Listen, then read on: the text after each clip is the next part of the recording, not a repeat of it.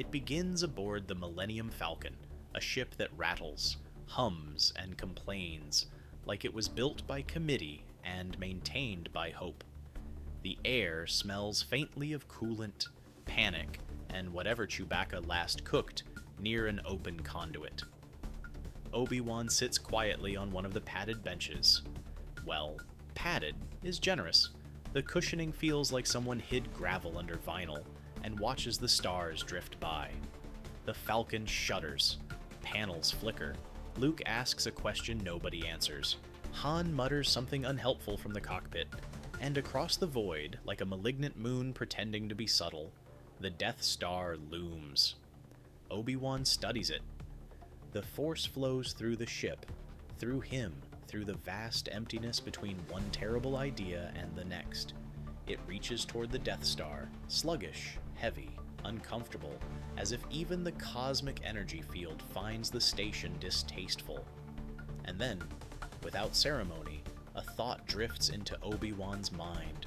A simple thought, a forbidden thought, a very annoying, very tempting thought. I could just throw it. He blinks. The Falcon groans. Somewhere, Luke drops something important. Obi-Wan folds his hands in his lap, composed as always, but internally something ancient and dusty uncoils. A memory of council debates, a hint of suppressed potential, a spark of mischief the Jedi Code pretended didn't exist. The Death Star is massive, unthinkably massive, a floating engine of terror and bureaucracy. And yet, the Force hums around it, steady and waiting, like a hand hovering over a very large, very dramatic lever. Obi-Wan exhales, slow and thoughtful. Because in this moment, amid the blinking lights and frightened heroes and malfunctioning hyperdrive alarms, he finally allows himself to entertain the question no Jedi is ever supposed to ask. Why don't I just pick it up and put it in the sun? There is a stillness then. A quiet, impossible stillness. As if the galaxy pauses. Politics, wars, destinies, all frozen in place, waiting to see whether Obi-Wan Kenobi is about to do something deeply practical and catastrophically unbecoming of a Jedi Master. He doesn't move. He simply thinks. And the Force leans closer. Curious. The Jedi Council chamber wasn't timeless in this memory. It was the same room Obi-Wan had sat in countless times. Same view, same wind, same ring of politely judgmental furniture. The only thing ancient about this moment was the exhaustion clouding every master's face. Obi-Wan remembered the scene exactly. A younger version of himself, Padawan braid neat, posture stiff, sat beside Qui-Gon as the council addressed a very recent embarrassment. Not a myth, not a tale of old. Something that happened last week. Mace Windu stood at the center, hands clasped behind his back. "We are placing immediate restrictions," he said, "on Force-assisted movement of large-scale objects." Even Yoda grimaced, because everyone knew the cause. The barge incident. A knight, competent, overeager, and disastrously motivated, had tried to stabilize a failing cargo barge over Coruscant. He succeeded. He also nudged several small satellites out of alignment, triggering a chain reaction that shut down an entire commuter grid and plunged a significant portion of the lower hemisphere's holonet into a temporary blackout. The Republic issued 7 complaints. A senator fainted. Someone published an editorial titled, "Do Space Wizards Need Adult Supervision?" Mace had not been amused. "No improvisational macro telekinesis," he continued, voice low and iron steady. "No displays. And absolutely no experiments."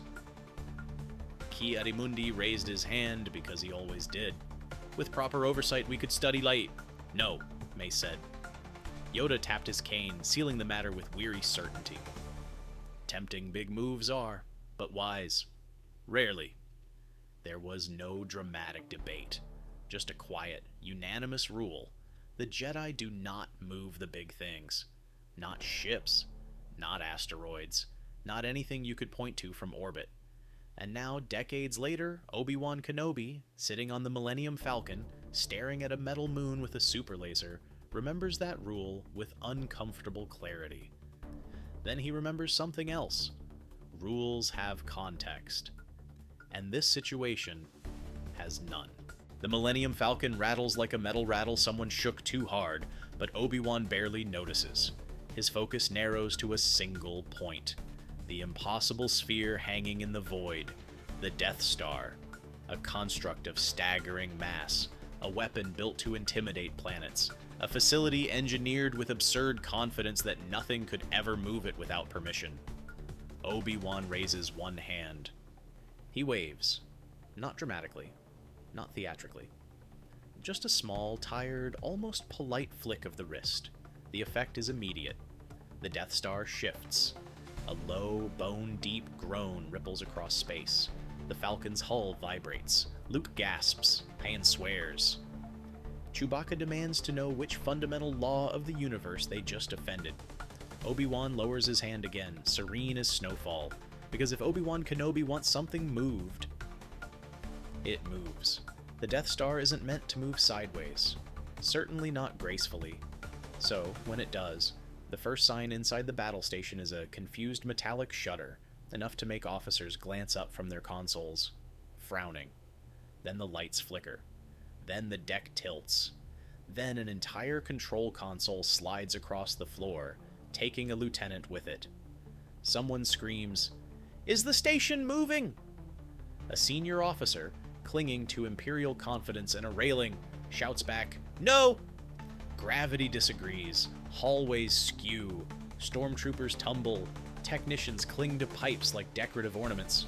Across the command bridge, Grand Moff Tarkin braces himself with aristocratic irritation rather than panic. His crew is sliding down the floor like spilled marbles. Tarkin refuses to acknowledge anything without proper documentation. "Compensate for the drift," he snaps. "Sir," an officer cries, "the station is drifting into the star." Tarkin opts not to reply. Because there is no protocol for this. Behind him, more alarms trigger, more officers fall, more confusion erupts, and in the chaos, one truth becomes clear. Someone, somewhere, has just moved a moon-sized battle station with one hand. The Death Star keeps drifting.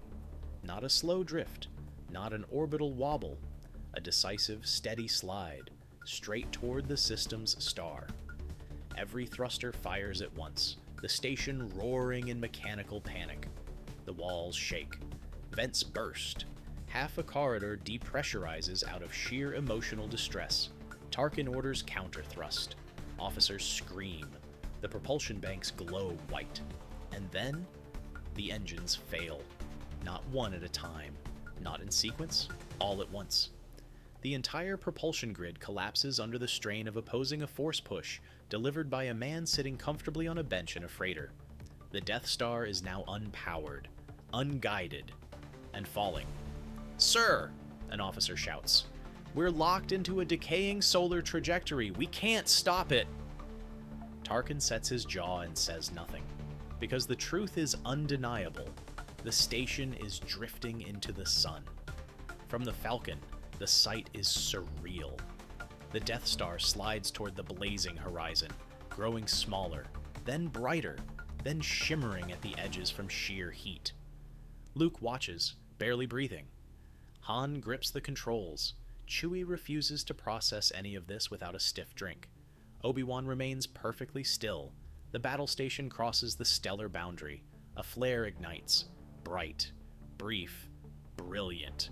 The sun hiccups, then swallows the entire superweapon in one hungry blaze. The light fades, silence falls, and one of the greatest weapons ever conceived is gone. Erased, reduced to atoms, a classified disaster consumed by a star that does not care. Luke turns slowly. "You..." "Through it." Obi-Wan nods. "Yes, Luke." No pride, no regret, just quiet acceptance. The catastrophe is contained to a handful of Imperial ships assigned to oversee the project. Sensor officers run diagnostics until their hands shake.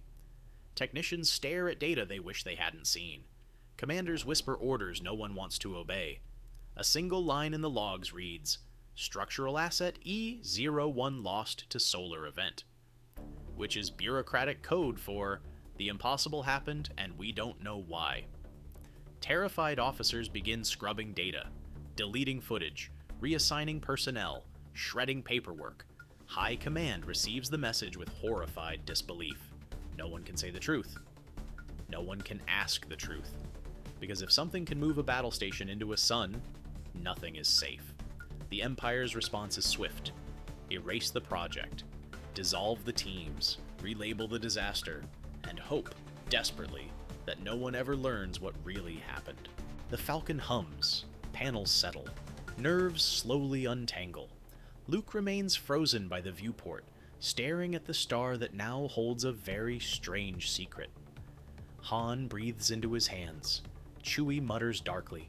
Obi-Wan sits with perfect posture, yet something uneasy lingers behind his eyes. A single thought. Was that too much? He sighs softly. A small crease appears in his brow. Not guilt, not fear, just the dawning awareness that the Force will have opinions about this later.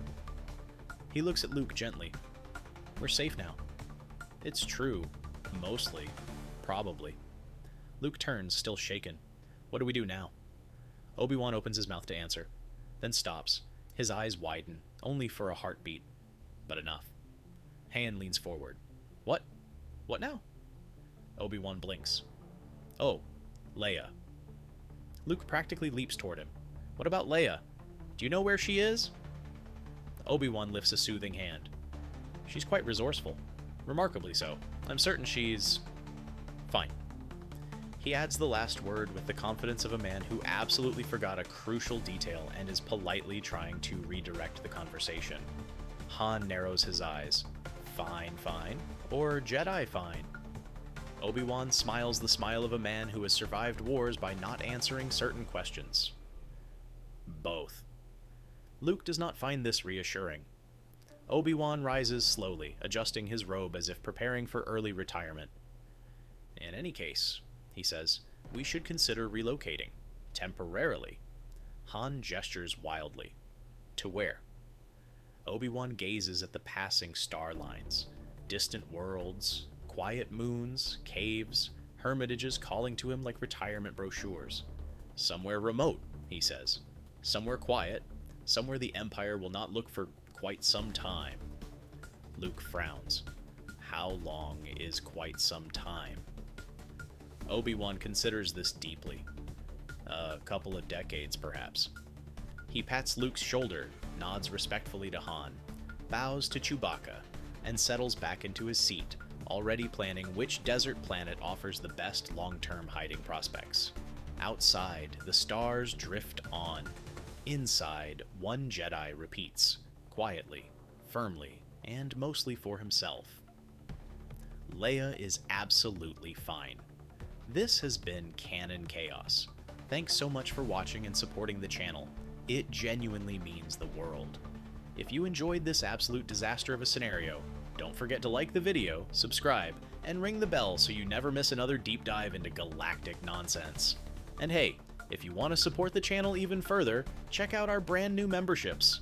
We've got some fun tiers, extra perks, behind the scenes chaos, all that good stuff. Thanks again, and I'll see you in the next one.